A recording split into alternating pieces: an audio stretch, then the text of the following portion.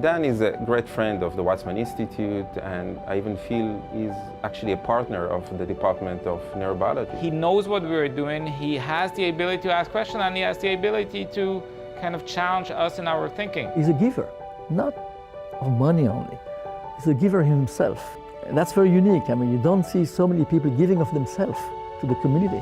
The ability to do what we do is in big part due to him. He has himself a very strong neuroscience background, and I think this question of nature versus nurture, how these two influences, the genetics that you bring with yourself and the experience that you're exposed to, how those determine who you are, is at the core of many psychological questions. And so seeing Dan with a background in neuroscience being excited about that, well, of course I'm very happy on the one side, but it also seems very natural. In addition of supporting Ivo's lab, he's also supporting conferences, meeting in neuroscience, which allowed us and Ivo to push our science forward. The more you read about him, the more you're surprised.